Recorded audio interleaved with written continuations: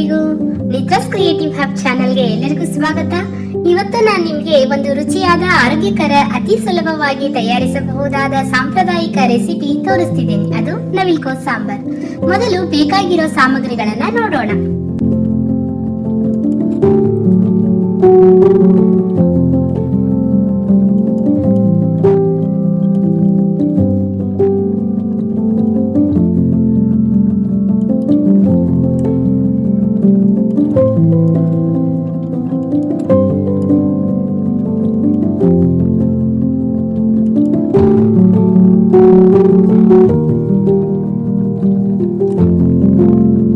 ಮೊದಲಿಗೆ ನಾನು 3 ನವಿಲುಕೋಸುಗಳನ್ನ ಸಿಪ್ಪೆ ತೆಗೆದು ನೀರಲ್ಲಿ ಹಾಕಿ ತೆಗೆದಿಟ್ಕೊಂಡಿದ್ದೀನಿ. ಹಾಗೆ ಟೊಮೊಟೊ ಹಣ್ಣನ್ನು ಕೂಡ ನೀರಲ್ಲಿ ಹಾಕಿ ತೊಳೆದು ತೆಗೆದಿಟ್ಕೊಂಡಿದ್ದೀನಿ.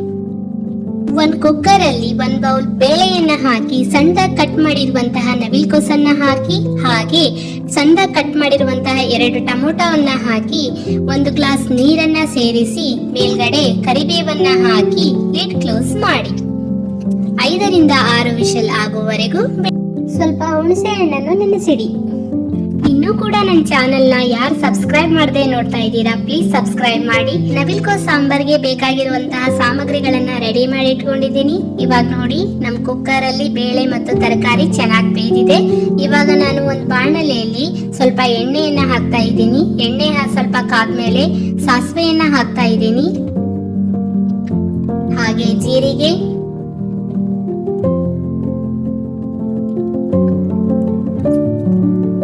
ಬೆಳ್ಳುಳ್ಳಿಯನ್ನ ಹಾಕ್ತಾ ಇದ್ದೀನಿ, ಹಾಗೆ ಬ್ಯಾಡಗಿ ಮೆಣಸಿನಕಾಯಿಯನ್ನ ಹಾಕ್ತಾ ಇದ್ದೀನಿ, ಸಣ್ಣದಾಗಿ ಕಟ್ ಮಾಡಿರುವಂತಹ ಈರುಳ್ಳಿಯನ್ನ ಹಾಕ್ತಾ ಇದ್ದೀನಿ. ಹಾಕಿ ಚೆನ್ನಾಗಿ ಫ್ರೈ ಮಾಡ್ಕೋಬೇಕು. ಈರುಳ್ಳಿ ಚೆನ್ನಾಗಿ ಫ್ರೈ ಆದ ನಂತರ ಕುಕ್ಕರ್ ಅಲ್ಲಿ ಬೇಯಿಸಿದಂತಹ ತರಕಾರಿ ಮತ್ತು ಬೇಳೆಯನ್ನ ಮಿಕ್ಸ್ ಮಾಡ್ಕೊಳ್ಳಿ.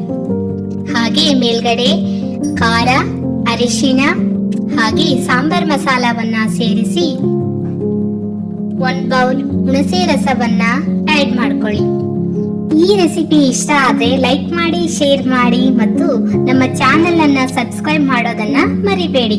ಹೀಗೆ ತಕ್ಕಷ್ಟು ಉಪ್ಪನ್ನ ಹಾಕಿ ಸಣ್ಣ ಉರಿಯಲ್ಲಿ ಕುದಿಯಲು ಬಿಡಿ.